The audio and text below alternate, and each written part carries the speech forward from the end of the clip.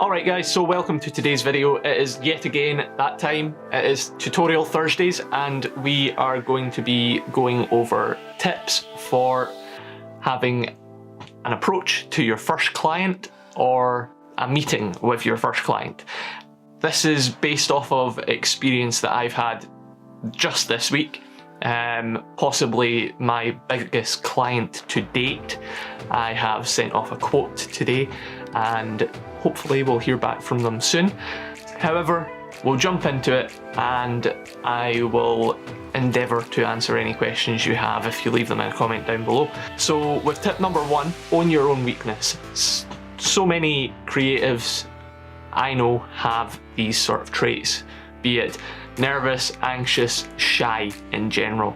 If you line up 3 prospective clients that you want to approach and you want to work with, you go to the first one. First one, you're going to fumble a wee bit, but from my experience, they are fully understanding of this fact.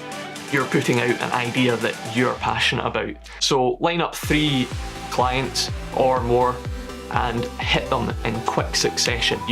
Once you've hit the first one, you will be like, oh, I could have done this bit better. And then you move on to the next one. You'll implement those changes and then you'll be like, oh, I forgot this bit, but I'll put that into the next one. So you just keep reiterating and changing the way that you approach it.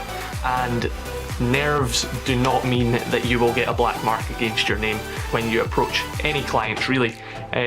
They've all been in the same position as you, and that is the understanding that you all have. So keep that in your mind when you approach your first client and you'll be well on your way to landing at least 1, if not 2, if not all of them. Moving on to step 2 would be to speak up.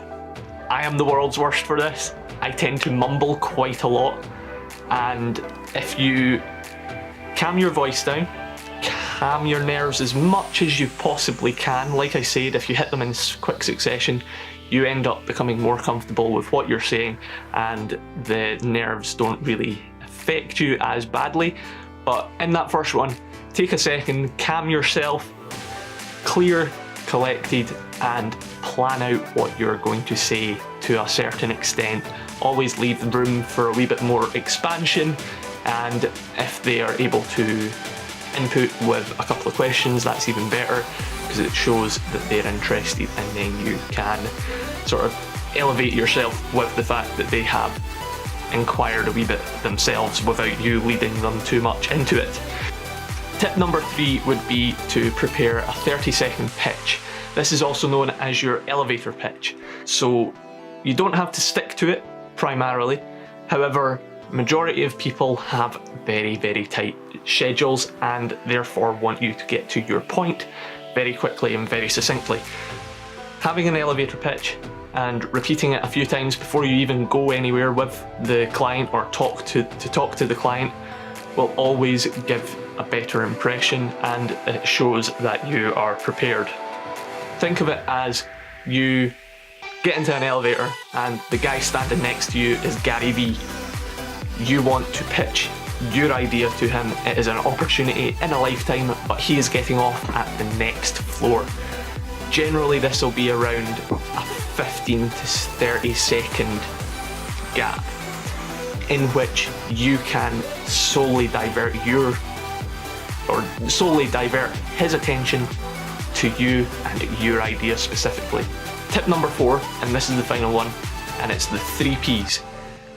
Purpose, process, and passion. Now, keeping in mind the reason that you're doing this, the processes you have in place mean that you're more than competent to do what you're pitching. And overall, so long as you put all of your passion into an item or into a service that you're providing and it shows through, the majority of people will go, in fact, I really want that. That passion is unbelievable. They won't even realise that it's the passion that's driving them to take that route. It's more the fact that you believe so much in your product, your service, that they end up going, yes, we're going to think about this, we're going to go into it, and it opens up a dialogue. So that is the end of this video today. The Tutorial Thursdays is going to continue. If you did like this sort of video, the likes of the business route, kind of how-tos, etc., and lifestyle overall, then leave a like rating down below. Also, if you have any suggestions, leave a comment, and it would be much appreciated if you hit that subscribe button. But until next time guys, keep it real, hunt the thrill, and I'll catch you in the next one. Peace.